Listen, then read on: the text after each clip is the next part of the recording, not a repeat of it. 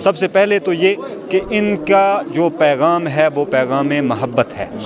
اور محبت کے ساتھ ہی انہوں نے جو دین کا پیغام ہے،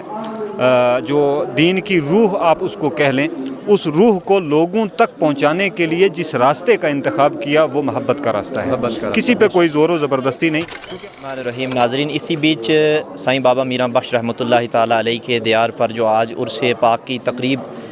دوسرے دن میں پہنچی ہے، علماء کرام کی عظیم اور جمع غفیر ہے۔ میں سمجھتا ہوں اگر سارے علماء کرام کی سے بات کی جائے تو بہت مشکل ہوگا۔ بہرحال جو علماء کرام جید علماء کرام ہیں ہمارے اہل سنت والجماعت کے، انہیں میں سے حضرت مولانا سید شاہد بخاری صاحب، حضرت مولانا مفتی نثار احمد نعیمی صاحب میرے ساتھ موجود ہیں۔ حضرت صوفیہ کرام کا پیغام، ظاہر سی بات ہے صوفیہ کرام کے در سے یہ آج عوام وابستہ ہے، جمع غفیر ہے، عوام کا بھی، خواص کا بھی، علماء کا بھی۔ تو جو صحیح پیغام ہے ان صوفیہ کا، جس طریقے سے حضرت درویش غلام قادر صاحب نے دین و سنیت کا بہترین کام کیا، تو وہ ہماری عوام الناس کو آپ جو ہے وہ پہنچائیں گے۔ بسم اللہ الرحمن الرحیم۔ 41واں عرس مبارک حضرت بابا میراں بخش علیہ رحمۃ و رضوان کا آج آخری اور دوسرا دن ہے۔ آپ جانتے ہیں کہ کل سے یہاں پر یہ عرس شروع ہوا، کل ختمات، کلمات طیبات، ذکر و اذکار کی محفل اور دعائیں کی گئیں، اور آج علماء کرام کے بیانات، مواعظ حسنہ سے زائرین مستفیض ہو رہے ہیں، اور ضلع پونچھ کے ہی نہیں بلکہ خطہ پیر پنجال اور دیگر بہت سارے اضلاع کے اور دیگر جگہوں سے بھی یہاں پر جو عقیدت مندان اولیاء کرام صوفیہ اعظام ہیں وہ یہاں پر جوک در جوک شریک ہو رہے ہیں۔ لیکن چونکہ گزشتہ دنوں آپ سب جانتے ہیں کہ سرحد پر جو کشیدگی ہوئی دونوں ممالک کے درمیان، تو چونکہ یہ خانقاہ حضرت بابا میراں بخش علیہ رحمۃ و رضوان عین بارڈر کے اوپر ہے، سرحد کے اوپر واقع ہے، تو کہیں نہ کہیں اس کا بھی اثر دیکھنے کو مل رہا ہے۔ بہت سارے لوگوں کے دلوں میں خوف و ہراس کی وہ کیفیت جو 10 دن پہلے جو کچھ معاملات ہوئے ان کو دیکھتے ہوئے وہ موجود ہے۔ گزشتہ سالوں کی بنسبت امسال زائرین کی تعداد اگرچہ کم ہے، لیکن عقیدت میں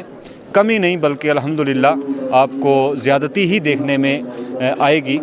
جہاں تک صوفیہ کرام کی تعلیمات کا تعلق ہے تو ہم سب جانتے ہیں، آپ سب بھی جانتے ہیں کہ الحمدللہ جہاں جہاں بھی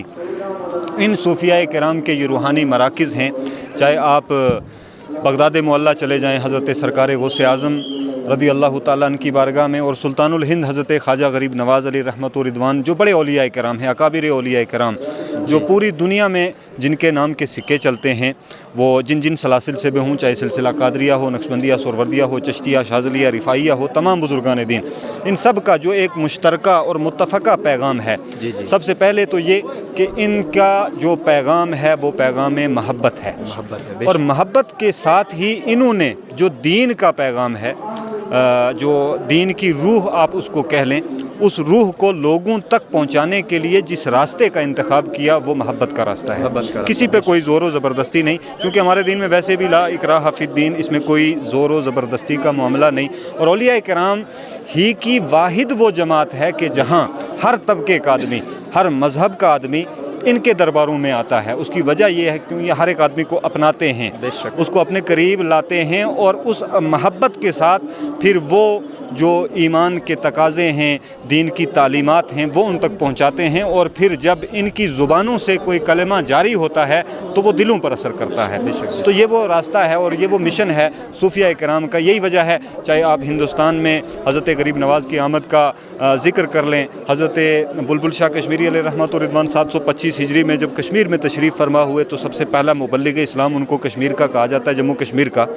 اور پھر ان کے بعد حضرت حسین سمنانی، تاج الدین ہمدانی، اور پھر حضرت شاہ ہمدان علیہ رحمۃ و رضوان، جو مبلغ اعظم کشمیر کے نام سے جانے جاتے ہیں، اور جن کی وساطت سے یہ دین یہاں پر پہنچا۔ حالانکہ اسلام تھا یہاں پر، دین تھا یہاں پر، لیکن اس کی جو آبیاری کی، اس کو جو صحیح طریقے سے لوگوں تک پہنچایا، جو بہت سارے لوگوں نے ان کے دست حق پرست پر اسلام کو قبول کیا، تو وہ راستہ کون سا تھا؟ وہ ان کا مشن یہ تھا کہ محبت کے ساتھ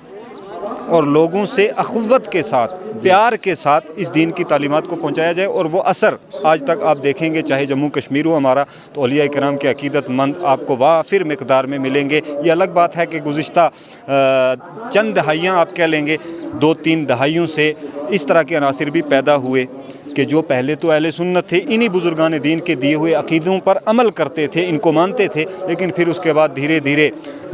نشیب و فراز کا وہ شکار ہوئے، ان کے اندر بدعقیدگیاں پیدا ہوئیں۔ لیکن جو لوگ آج بھی ان اولیاء کرام کے ساتھ جڑے ہوئے ہیں الحمدللہ، وہ کامیاب بھی ہیں، وہ کامران بھی ہیں، وہ بامروت بھی ہیں، باعزت بھی ہیں، دنیا میں بھی باعزت ہیں، اور انشاءاللہ تبارک و تعالی ہم سب کا یہ ایمان بھی ہے، ہمارا عقیدہ بھی ہے کہ وہ آخرت میں بھی جو ان لوگوں کے دامنوں کے ساتھ وابستہ ہیں وہ آخرت میں بھی کامیاب